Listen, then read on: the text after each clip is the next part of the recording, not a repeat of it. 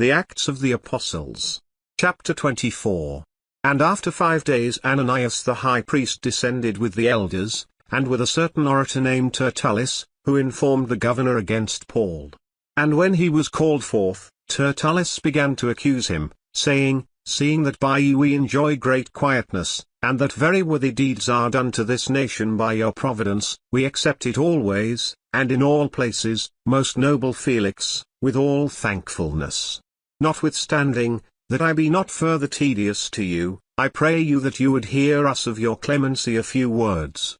For we have found this man a pestilent fellow, and a mover of sedition among all the Jews throughout the world, and a ringleader of the sect of the Nazarenes, who also has gone about to profane the temple, whom we took, and would have judged according to our law. But the chief captain Lysias came on us, and with great violence took him away out of our hands, commanding his accusers to come to you, by examining of whom yourself may take knowledge of all these things, whereof we accuse him. And the Jews also assented, saying that these things were so.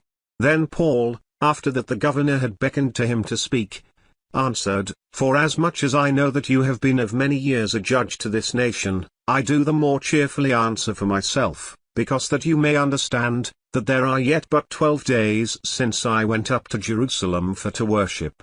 And they neither found me in the temple disputing with any man, neither raising up the people, neither in the synagogues, nor in the city, neither can they prove the things whereof they now accuse me. But this I confess to you, that after the way which they call heresy, so worship I the God of my fathers, believing all things which are written in the law and in the prophets, and have hope toward God, which they themselves also allow, that there shall be a resurrection of the dead, both of the just and unjust. And herein do I exercise myself, to have always a conscience void to offence toward God, and toward men. Now after many years I came to bring alms to my nation, and offerings.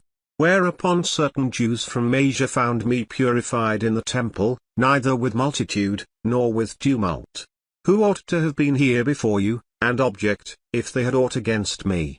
Or else let these same here say, if they have found any evil doing in me, while I stood before the council, except it be for this one voice, that I cried standing among them, touching the resurrection of the dead I am called in question by you this day.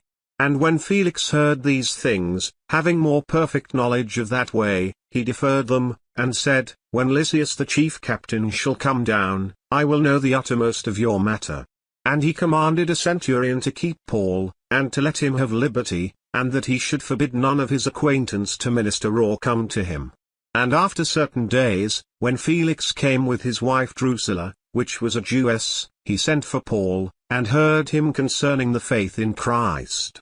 And as he reasoned of righteousness, temperance, and judgment to come, Felix trembled, and answered, Go your way for this time, when I have a convenient season, I will call for you. He hoped also that money should have been given him of Paul, that he might loose him, wherefore he sent for him the oftener, and communed with him. But after 2 years Porcius Festus came into Felix's room, and Felix, willing to show the Jews a pleasure, left Paul bound.